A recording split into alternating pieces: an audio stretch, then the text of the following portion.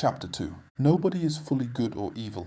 One of the most psychologically accurate things about The Wire is that it understands a difficult truth. Most human beings are not purely good or evil. They are adaptive. People become mixtures of survival instincts, trauma, ego, love, fear, loyalty, shame, ambition, insecurity, moral compromise. And almost nobody experiences themselves internally as "I'm the villain."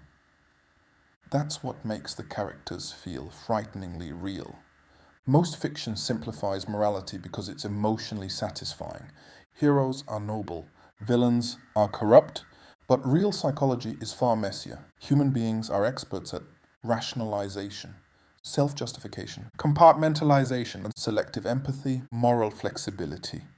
People often do harmful things while maintaining a positive self-image. Why? Because the mind protects identity. If someone saw themselves as completely evil, the resulting guilt and psychological conflict would become unbearable. So the brain creates narratives. I had no choice. Everybody does it. I'm protecting my family. The system is already corrupt.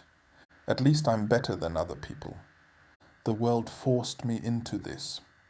These narratives reduce cognitive dissonance, the mental discomfort caused by acting against one's values.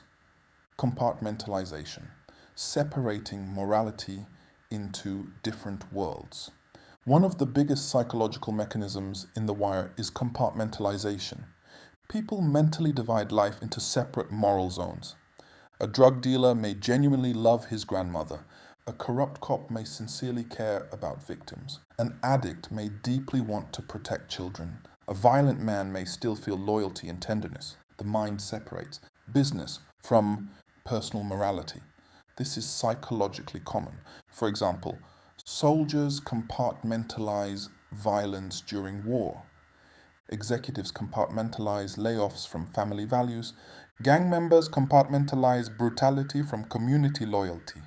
Humans can behave differently in different social contexts while still feeling internally consistent. And that's why characters like Stringer Bell feel believable. He orders murders while discussing economics and real estate because he psychologically reframes violence as necessary management. To him, he isn't a monster. He sees himself as intelligent, disciplined, and practical. That self-concept matters enormously. A major truth The Wire understands. Morality changes under pressure. People living in stable environments can afford idealism, but under poverty, violence, addiction, institutional collapse, chronic fear, humiliation, instability, ethics often become survival-based. The nervous system prioritizes safety, status, belonging, protection, resources over abstract morality. This doesn't excuse harmful behavior, but it explains it psychologically. Omar Little is a perfect example. He robs drug dealers and kills people, yet he operates under a personal moral code, doesn't harm civilians unnecessarily, values loyalty, despises predators.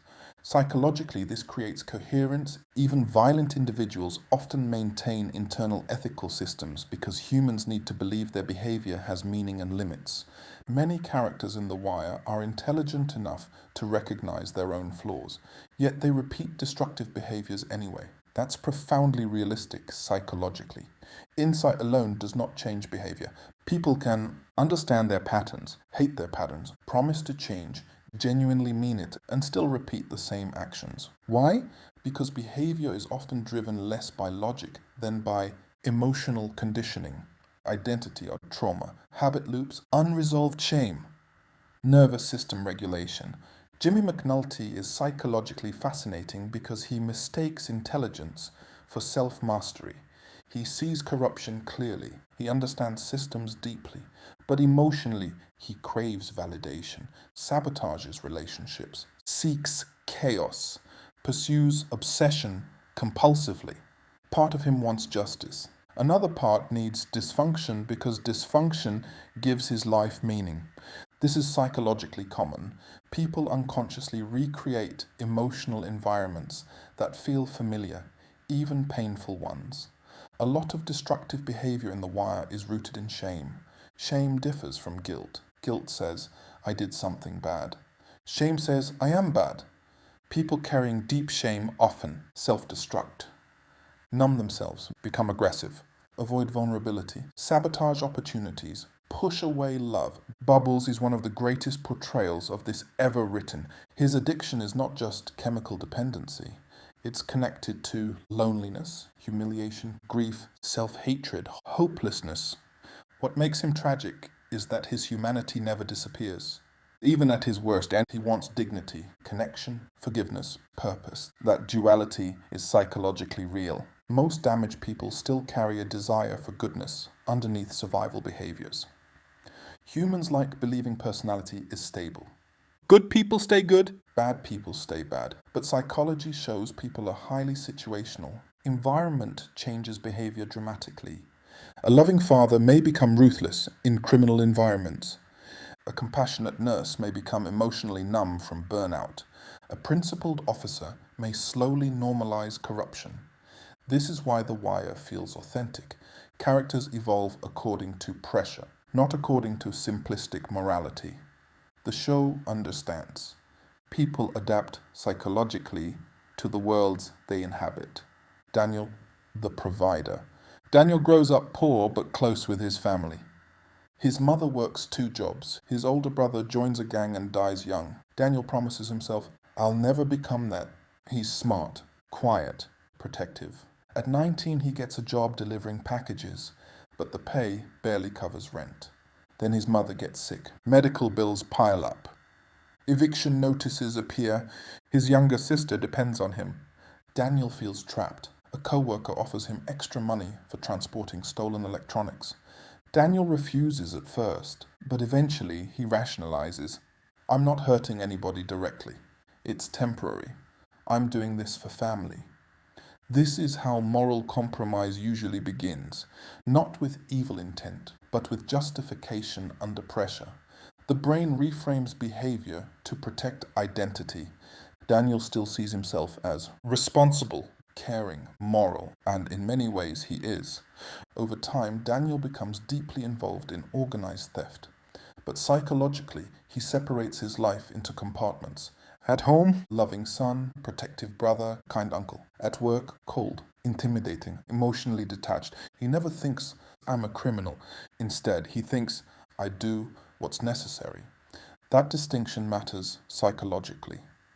Most people create moral boundaries that allow them to preserve self-respect. One night, a younger recruit panics during a robbery and hurts someone badly.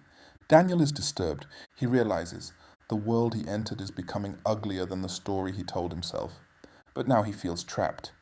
The money supports his family. Legitimate work pays too little. Leaving could make him a target. His identity is tied to the role. This creates cognitive dissonance. His self-image and behavior no longer fully align. So his mind doubles down on rationalization. The system was already corrupt. Rich people steal legally every day. I didn't create this world. These thoughts reduce psychological pain. Years later, Daniel volunteers quietly at a youth center. Nobody from his criminal life knows, and the kids genuinely love him. Why? Because human beings are contradictory. Daniel truly cares about protecting young people from becoming like him. That's what makes morality psychologically complex. A person can simultaneously cause harm, feel remorse, love deeply, act selfishly, seek redemption, repeat destructive behavior, all at once. People connect to The Wire because they recognize themselves in these contradictions. Not necessarily in crime, but in compromise. Almost everyone has rationalized behavior, betrayed values under pressure, judged themselves differently from others, justified harmful choices, split life into compartments, struggled between who they are and who they want to be. The show refuses fantasy morality. Instead, it presents a harder truth. Human beings are capable of tenderness and cruelty simultaneously, and often the line between good person and damaged person is thinner than society wants to admit.